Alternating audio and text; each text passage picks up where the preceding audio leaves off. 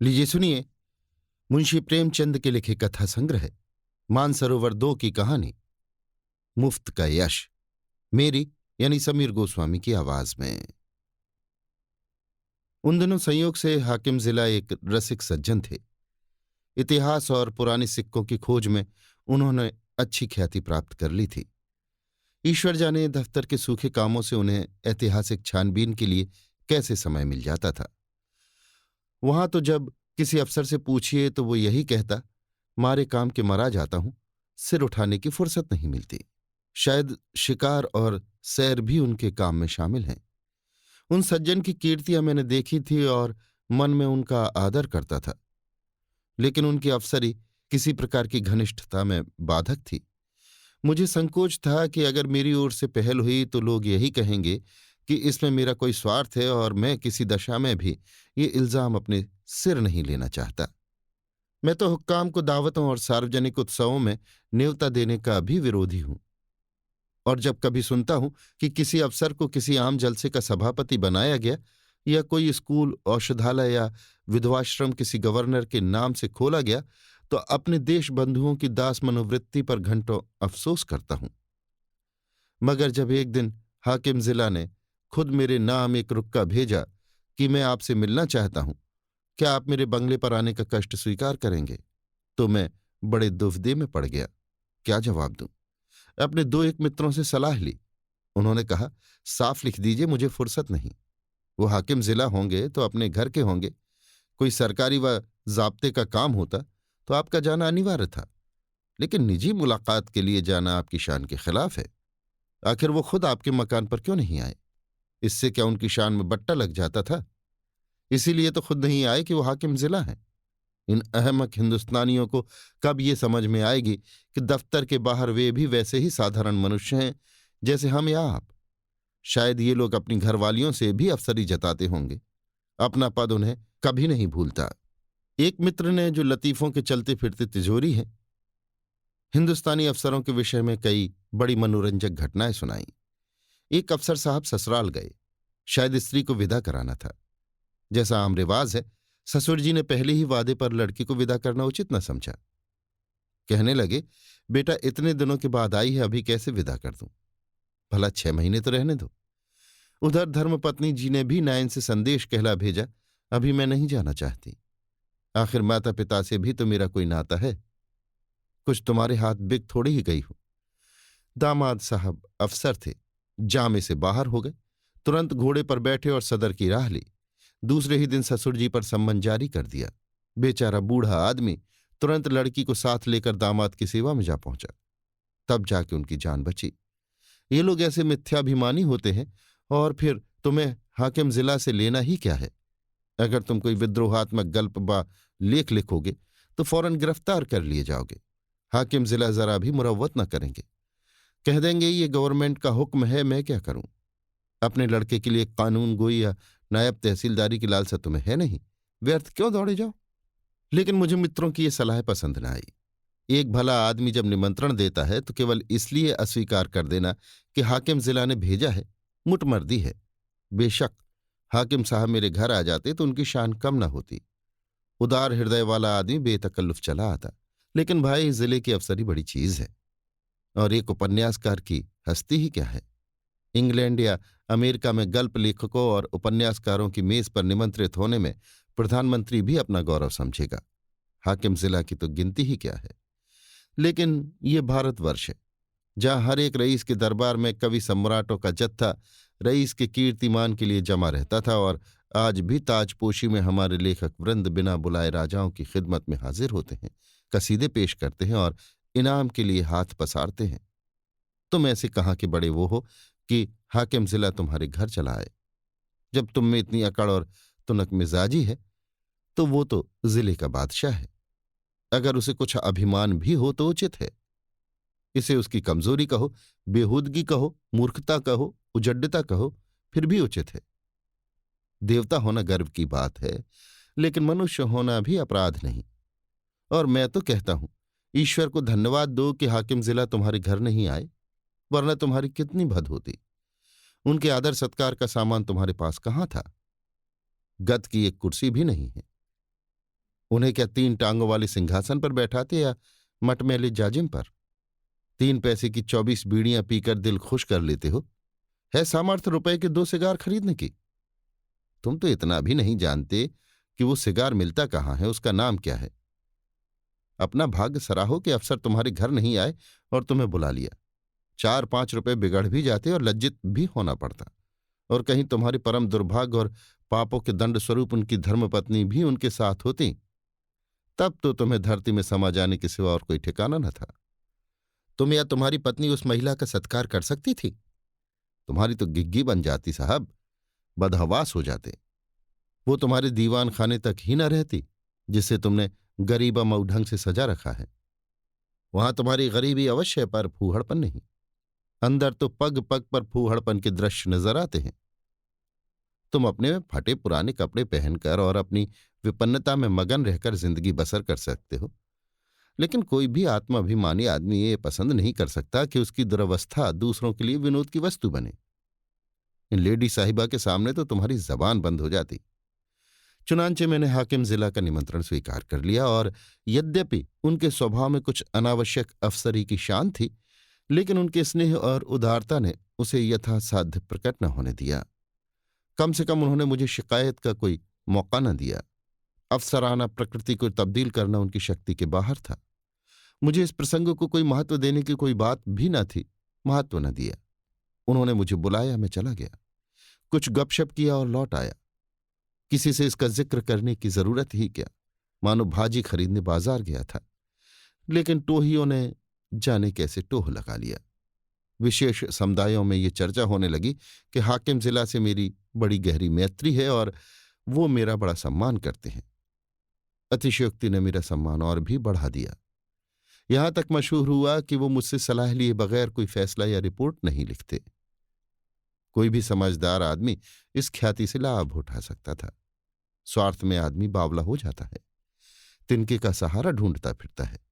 ऐसों को विश्वास दिलाना कुछ मुश्किल ना था कि मेरे द्वारा उनका काम निकल सकता है, लेकिन मैं ऐसी बातों से घृणा करता हूं। सैकड़ों व्यक्ति अपनी कथाएं लेकर मेरे पास आए। किसी के साथ पुलिस ने बेजा ज्यादती की थी, कोई इनकम टैक्स वालों की सख्तियों से दुखी था, किसी की यह शिकायत थी कि दफ्तर में उसकी हक तलफी हो रही है और उसके पीछे के आदमियों को दनादन तरक्कियां मिल रही हैं। उसका नंबर आता है तो कोई परवाह नहीं करता। इस तरह का कोई ना कोई प्रसंग नित्य ही मेरे पास आने लगा, लेकिन मेरे पास उन सब के लिए एक ही जवाब था, मुझसे कोई मतलब नहीं। एक दिन मैं अपने कमरे में बैठा था कि मेरे बचपन के एक सहपाठी मित्र आ टपके। हम दोनों एक ही मकतब में पढ़ने जाया करते थे। कोई 45 साल की पुरानी बात है। मेरी उम्र 19 साल से अधिक न थी। वो भी लगभग इसी उम्र के रहे होंगे, लेकिन मुझसे कहीं बलवान और हष्टपुष्ट। मैं ज़हीन था, वो निरे कौदन।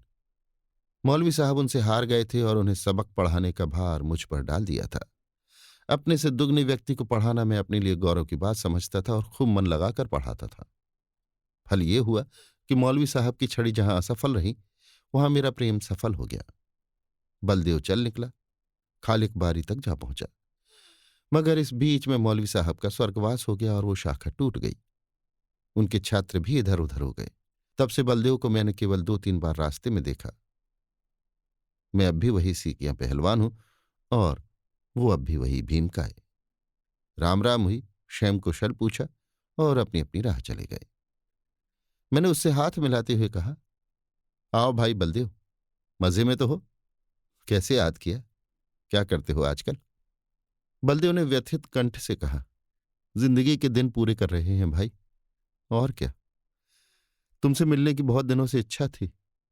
याद करो वो मकतब वाली बात, जब तुम मुझे पढ़ाया करते थे। तुम्हारी बदौलत 4 अक्षर पढ़ गया और अपनी जमींदारी का काम संभाल लेता हूं, नहीं तो मूर्ख ही बना रहता। तुम मेरे गुरु हो भाई, सच कहता हूं। मुझे जैसे गधे को पढ़ाना तुम्हारा ही काम था। ना जाने क्या बात थी कि मौलवी साहब से सबक पढ़कर अपनी जगह पर आया नहीं कि बिल्कुल साफ। तुम जो पढ़ाते थे वो बिना याद किए ही याद हो जाता था। तुम तब भी बड़े ज़हीन थे। ये कहकर उन्होंने मुझे सगर्व नेत्रों से देखा। मैं बचपन के साथियों को देखकर फूल उठता हूं। सजल नेत्र होकर बोला, मैं तो जब तुम्हें देखता हूं तो यही जी में आता है कि दौड़कर तुम्हारे गले लिपट जाऊं। 45 वर्ष का युग मानो बिल्कुल गायब हो जाता है। वो मकतब आंखों के सामने फिरने लगता है और बचपन सारी मनोहरताओं के साथ ताजा हो जाता है। बलदेव ने अभी द्रवित कंठ से उत्तर दिया, मैंने तो भाई तुम्हें सदैव अपना इष्टदेव समझा है। जब तुम्हें देखता हूं तो छाती गज भर की हो जाती है कि वो मेरा बचपन का संगी जा रहा है, जो समय आ पड़ने पर कभी दगा न देगा। तुम्हारी बड़ाई सुन सुनकर मन ही मन प्रसन्न हो जाता हूं। लेकिन ये बताओ, क्या तुम्हें खाना नहीं मिलता? कुछ खाते पीते क्यों नहीं? सूखते क्यों जाते हो? घी ना मिलता हो तो 2-4 कनस्तर भिजवा दो। अब तुम भी बूढ़े हुए खूब डटकर खाया करो। अब तो देह में जो कुछ तेज और बल है वो केवल भोजन के अधीन है। मैं तो अब भी सेर भर दूध और पाव भर घी उड़ाए जाता हूं।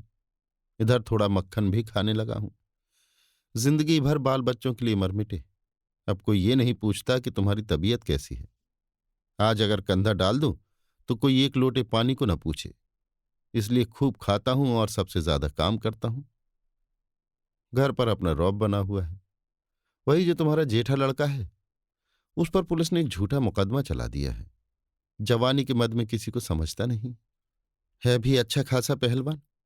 दरोगा जी से एक बार कुछ कहा सुनी हो गई, तब से घात में लगे हुए थे। इधर गांव में एक डाका पड़ गया। दरोगा जी ने तहकीकात में उसे भी फांस लिया। आज 1 सप्ताह से हिरासत में है। मुकदमा मोहम्मद खलील डिप्टी के इजलास में है और मोहम्मद खलील और दरोगा जी से दांत काटी रोटी है। अवश्य सजा हो जाएगी। अब तुम ही बचाओ तो उसकी जान बच सकती है, और कोई आशा नहीं है।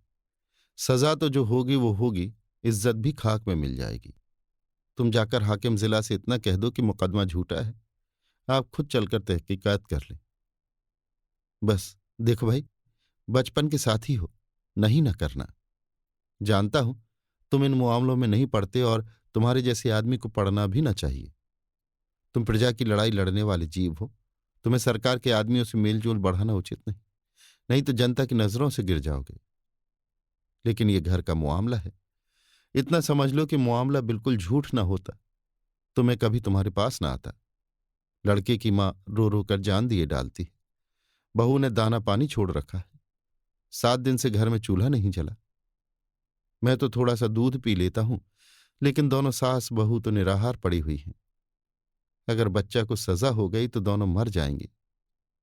मैंने यही कहकर उन्हें ढांढस दिया है कि जब तक हमारा छोटा भाई सलामत है, कोई हमारा बाल बांका नहीं कर सकता। तुम्हारी भाभी ने तुम्हारी एक पुस्तक पढ़ी है। वो तो तुम्हें देवतुल्य समझती है और जब कोई बात होती है तुम्हारी नजीर देकर मुझे लज्जित करती है। मैं भी साफ कह देता हूं, मैं उस छोकरी की सी बुद्धि कहां से लाऊं? तुम्हें उसकी नजरों से गिराने के लिए तुम्हें छोकरा मरियल सभी कुछ कहता हूं, पर तुम्हारे सामने मेरा रंग नहीं जमता। मैं बड़े संकट में पड़ गया। मेरी ओर से जितनी आपत्तियां हो सकती थीं, उन सब का जवाब बलदेव सिंह ने पहले ही से दे दिया था। इनको फिर दोहराना व्यर्थ था। इसके सिवा कोई जवाब न सूझा कि मैं जाकर साहब से कहूंगा।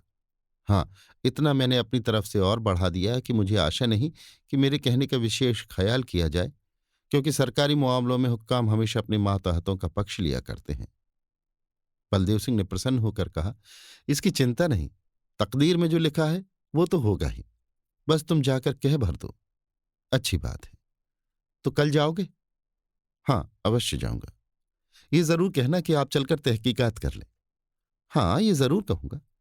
और यह भी कह देना कि बलदेव सिंह मेरा भाई है। झूठ बोलने के लिए मुझे मजबूर न करो। तुम मेरे भाई नहीं हो। मैंने तो हमेशा तुम्हें अपना भाई समझा है। अच्छा, ये भी कह दूंगा।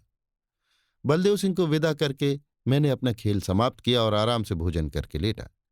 मैंने उससे गला छुड़ाने के लिए झूठा वादा कर दिया। मेरा इरादा हाकिम जिला से कुछ कहने का नहीं था। मैंने पेशबंदी के तौर पर पहले ही जता दिया था कि हुक्काम आमतौर पर पुलिस के मामले में दखल नहीं देते। इसलिए सजा हो भी गई तो मुझे ये कहने की काफी गुंजाइश थी कि साहब ने मेरी बात स्वीकार नहीं की। कई दिन गुजर गए थे। मैं इस वाकये को बिल्कुल भूल गया था। सहसा एक दिन बलदेव सिंह अपने पहलवान बेटे के साथ मेरे कमरे में दाखिल हुए। बेटे ने मेरे चरणों पर सिर रख दिया और अदब से एक किनारे खड़ा हो गया। बलदेव सिंह बोले, बिल्कुल बरी हो गया भैया। साहब ने दरोगा को बुलाकर खूब डांटा कि तुम भले आदमियों को सताते और बदनाम करते हो। अगर फिर ऐसा झूठा मुकदमा लाए तो बर्खास्त कर दिए जाओगे। दरोगा जी बहुत झेंपे। मैंने उन्हें झुककर सलाम किया। बचा पर घड़ों पानी पड़ गया। ये तुम्हारी सिफारिश का चमत्कार है भाईजान। अगर तुमने मदद न की होती तो हम तबाह हो गए थे। ये समझ लो कि तुमने 4 प्राणियों की जान बचा ली। मैं तुम्हारे पास बहुत डरते डरते आया था। लोगों ने कहा था उनके पास नाहक जाते हो, वो बड़ा बेमुरव्वत आदमी है, उसकी जात से किसी का उपकार नहीं हो सकता। आदमी वो है जो दूसरों का हित करे, वो क्या आदमी है जो किसी की कुछ सुने ही नहीं। लेकिन भाईजान, मैंने किसी की बात न मानी। मेरे दिल में मेरा राम बैठा कह रहा था, तुम चाहे कितने ही रूखे और बेलाग हो, लेकिन मुझ पर अवश्य दया करोगे। ये कहकर बलदेव सिंह ने अपने बेटे को इशारा किया। वो बाहर गया और एक बड़ा सा गट्ठर उठा लाया जिसमें भांति भांति की देहाती सौगातें बंधी हुई थीं। हालांकि मैं बराबर कहे जाता था, तुम ये चीजें नाहक लाए, इनकी क्या जरूरत थी? कितने गंवार हो, आखिर तो ठहरे देहाती। मैंने कुछ नहीं कहा। मैं तो साहब के पास गया भी नहीं। लेकिन कौन सुनता है? खोया, दही, मटर की फलियां, अमावट, ताजा गुड़ और जाने क्या क्या आ गया। मैंने कहने को तो एक तरह से कह दिया, मैं साहब के पास गया ही नहीं। जो कुछ हुआ खुद हुआ, मेरा कोई एहसान नहीं है। लेकिन उसका मतलब ये निकाला गया कि मैं केवल नम्रता से और सौगातों को लौटा देने का कोई बहाना ढूंढने के लिए ऐसा कह रहा हूं। मुझे इतनी हिम्मत न हुई कि मैं इस बात का विश्वास दिलाता। इसका जो अर्थ निकाला गया वही मैं चाहता था। मुफ्त का एहसान छोड़ने को जीना चाहता था। अंत में जब मैंने जोर देकर कहा कि किसी से इस बात का जिक्र न करना, नहीं तो मेरे पास फरियादों का मेला लग जाएगा, तो मानो मैंने स्वीकार कर लिया कि मैंने सिफारिश की और जोरों से की। अभी आप सुन रहे थे मुंशी प्रेमचंद के लिखे कथा संग्रह मानसरोवर 2 की कहानी मुफ्त का यश, मेरी यानी समीर गोस्वामी की आवाज में।